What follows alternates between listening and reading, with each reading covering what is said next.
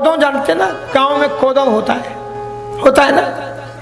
क्या कभी कोदों के पेड़ से, उसकी डाली से आप चावल को प्राप्त कर सकते हो? उससे देखने में एक ही जैसा लगता है, लेकिन क्या कोदों के पेड़ से आप चावल, आप तो के बर्मज्ञ हो, क्या कोदों के पेड़ जो चावल की तरह दिखता है, क्या उससे आप चावल निकाल सकते हो? ये देखो एक चिंतन है भरत जी का। भरत जी कहते हैं कि यदि मेरी मां को मैं बुरा कहूं तो मैं अच्छा हो ही नहीं सकता। क्यों नहीं हो सकता?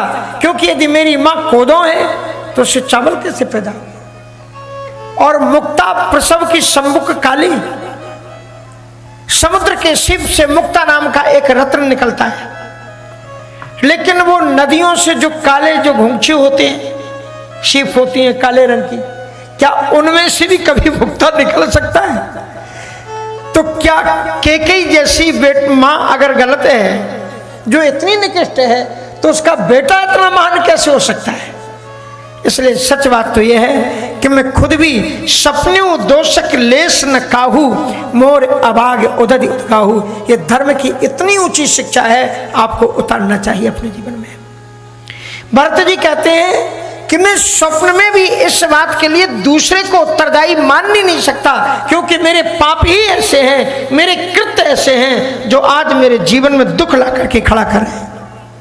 बिन समझे निज अग परिपाकू, अपने पापों की विवेचना करने के बगैर मैं केवल अपनी मां को जा रही हूं जाए जनन कहे काकू, मैं केवल माता के ही दोषों को बार बार दोहराऊं कि मेरी माँ ने ऐसा किया, माँ ने ऐसा किया। तो भरत जी कहते नहीं, मेरे कर्म ऐसे हैं इसलिए मेरे साथ में ऐसा हुआ है, अन्यथा मेरे साथ में ऐसा हो नहीं सकता था। हृदय हेर हारू सब ओरा, एक ही भांत भली भल मोरा, गुरु गुसाई साहेब सिया रामू, लागत मोहिनी के प्रणामू। बस केवल एक ही मुझे सहारा मिला है, एक ही आसरा मिला है। कहते हैं कि गुरु गुसाई साहेब सिया राम, मेरे गुरु गुसाई सामने खड़े हुए, और मेरे जो साहब हैं, जो मेरे मालिक है श्री सीताराम जी मेरे सामने हैं, इसलिए मेरा मुझे लगता है कि कोई अच्छा परिणाम निकलने वाला है। और ऐसा चिंतन करके भरत जी महाराज एक बात कहते हैं कि मैं यहाँ आया क्यों। यदि भरत जी इतने ही आज्ञाकारी थे और आज्ञा को ही मूल धर्म मान लिया जाता, तो भरत जी को वशिष्ठ जी ने कहा था कि राम जी भी आज्ञा दे करके गए हैं कि सौंपे राज भरत के आए, तो रो करके भरत ने भैया के चरणों को पकड़ा कि आज्ञा तो मुझे मिल चुकी थी, और उस आज्ञा को मिलने के बावजूद भी मैंने जो आकर के यहाँ ढिठाई की, वो मैंने क्यों की है उसको मैं स्पष्ट करता हूं। कहा कि मुझे अवध में बुलाया गया, भैया मैं अयोध्या में आया,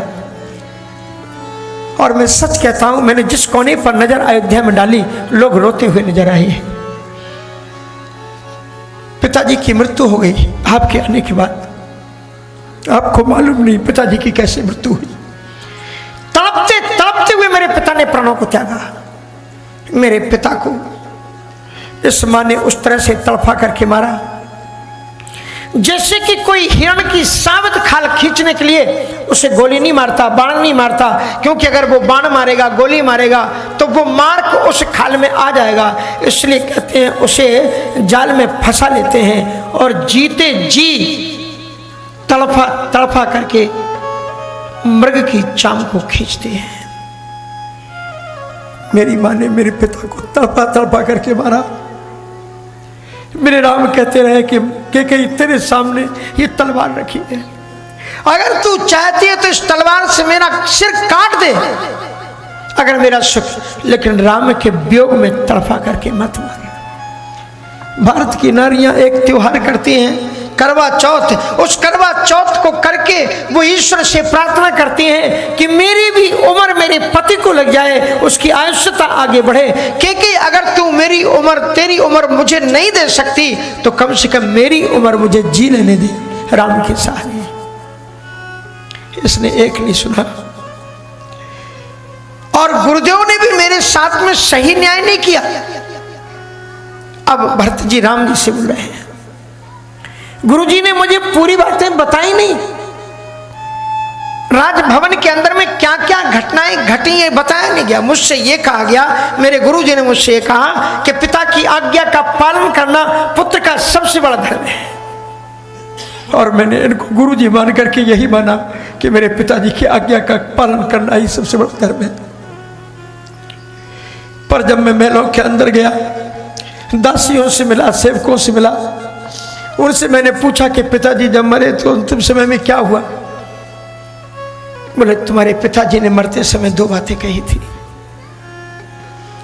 कैकेयी से कहा था, कैकेयी मेरे जीवन में कोई भी तमन्ना नहीं थी, कोई भी इच्छा नहीं थी, कोई ख्वाहिश नहीं थी। मेरे मन में अगर कोई विचार था तो केवल एक चिंतन था कि मैं जीते जी अपने राम को राजा बना दूं, क्योंकि मेरी प्रजा जो चाहती थी वो करना राजा का कर्तव्य होता है। और हर एक मंत्री मुझसे कहता था, हर एक नागरिक कहता था कि राम राजा कब बनेंगे? आपका तो राज्य मैंने देख लिया, एक बार हम चाहते हैं कि हमारे सामने राजीव लोचन राम को भी इसी सिंहासन पर बैठे हुए मैं देख लूं। दशरथ जी ये मेरी तमन्ना है। मैंने प्रजा की तमन्ना को देखते हुए ख्वाहिश से पाल ली कि मैं बेटे राम को राजा बना दूं, और मैंने सारी तैयारियां कर ली।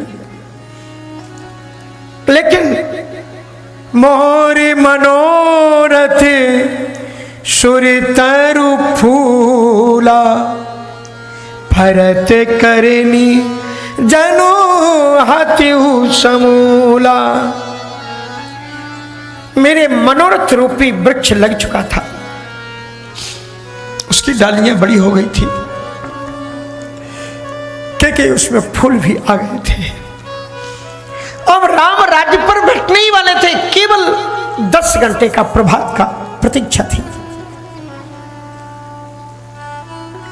एक दोहा द्वासुपर्णा के प्रारंभ में हम पढ़ते हैं कि एक कोई भंवरा सांझ के समय तालाब के सरोवर में खिले हुए कमल के ऊपर बैठ गया। भंवरा जो होता है वो कमल से प्रेम करता है। वो जिस कमल से प्रेम करता है वो कमल उससे प्रेम नहीं करता। वो किससे प्रेम करता है? वो सूर्य से प्रेम करता है। वो सूर्य को बताता है कि हम तुमसे प्रेम करते हैं। और जो ही सूर्य ढलता है तो कमल कहता है मेरी मुस्कुराहट तो तब तक थी जब तक तुम थे, और जब सूर्य चला जाता है वो अपनी पंखुड़ियों को समेट लेता है, और उसी के अंदर में एक भंवरा कैद हो जाता है। वो भंवरा जो वंश भेदने शक्ति, जो बांस में छेद कर सकता है भंवरा, आप सोचो उसके सामने कमल की पंखुड़ियों की क्या कठोरता। क्या वो कमल की पंखुड़ियों को भेद नहीं सकता? भेद सकता है। लेकिन वो भंवरा उस कमल से प्रेम करता है। वो सोचता है कि मैं जिस कमल के परागों को लेता हूं, जिससे मैं प्रेम करता हूं, अगर इसकी पंखुड़ियों को मैं तोड़ूंगा, मैं खाऊंगा, मैं छेद करूंगा निकलने के लिए, कैद से मुक्त होने के लिए, तो इस कमल को कष्ट होगा। इसलिए वो उसमें कैद हो जाता है, पंखुड़ियों के अंदर बंद हो जाता है। और क्या चिंतन करता है कि रात्रिर्गमिष्यति भविष्यति सुप्रभातम, भास्वानुदेश्यति हसिष्यति पंकजश्री, इत्थं विचन्ति यति कोश गते दुरेफे, हा हन्ते हन्ते नलिनी गजमुज्जहार। कमल की पंखड़ियों के बीच में बंद हुआ वो भंवरा चिंतन करता है कि धीरे धीरे रात व्यतीत होगी, सूर्योदय होगा, चिड़ियां चहकेगी, शुभ प्रभात होगा, दुनिया दिखेगी। हसिष्यति पंकजश्री, कमल पुनः विकसित हो जाएगा और मैं पुनः इसके पराग के आनंद का अनुभव करूंगा। लेकिन हे विधाता, वो भंवरा बेचारा चिंतन ही करता रहता है। तब तक एक मदमस्त हथनी आती है और उस कमल को उखाड़ करके खा जाती है। उसी तरह से अरी हथनी की तरह आने वाली कैकेयी, तूने मेरे मनोरथ रूपी वृक्ष में लगे हुए राम के राज्य रूपी फल के समेत मेरे मनोरथ को ही उखाड़ करके फेंक दिया। मोरे मनोरथ सुर तरु फूला, भरत करिनी जनो हत्यु समूला। अवधि उजारे मेरे गुरुजी मुझसे कहते हैं कि भरत तुम राजगद्दी पर बैठ जाओ, ये अयोध्या सुखी हो जाएगी। लेकिन मेरे पिता ने कहा कि अवध को सुखी कोई कर सकता है तो भैया आप कर सकते हो, मैं नहीं कर सकता। अवध उजार कीन कह के दीन से अचल विपत कहने, इसलिए वो कहते हैं कि अवध उजार, इसने अयोध्या को उजाड़ डाला के कहीं नहीं। और मेरे पिताजी, मेरे गुरुजी ये कह रहे थे कि पुत्र का परम धर्म है कि जो पिताजी चाहें उसको करो। तुम्हें जीते जी तो पिता की किसी आज्ञा को पालन करके उन्हें सुखी कर नहीं सका। और मेरे पिता ने अंतिम समय मेरी मां से एक बड़े महत्वपूर्ण शब्द कहे कि देखना केकई तू भरत की मां है। और मां को एक शब्द संस्कृत में कहते हैं जननी, और जननी का अर्थ होता है जो बेटे के दिल के अंदर की बात को जान जाए, उसका नाम जननी। तो मां होकर के भी भरत के दिल की बात को नहीं जान सकी, लेकिन मैं पिता हूं और मैंने अपने बेटे भरत को गोद में बैठाया है। मैंने देखा है कि जब राम मेरी गोद में होता था तब भरत भी दौड़ करके, और अगर मेरी गोद ललकती थी भरत को गोद में बैठाने के लिए तो एक ही तरीका होता था कि यदि मैं राम को गोद में बैठा लूं तो भरत बिना बुलाए मेरे पास आ जाता था। इतना भरत का राम से प्रेम है। इसलिए तू लाख कोशिश कर ले,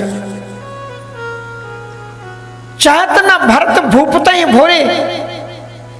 मैंने अपने बेटे भरत के अंदर में वो संस्कार दिए, वो भूल करके भी बड़े भैया के होते हुए राजगद्दी पर बैठ ही नहीं सकता, लेकिन फिर भी मैं तेरी कुमत को टाल कैसे सकता हूं।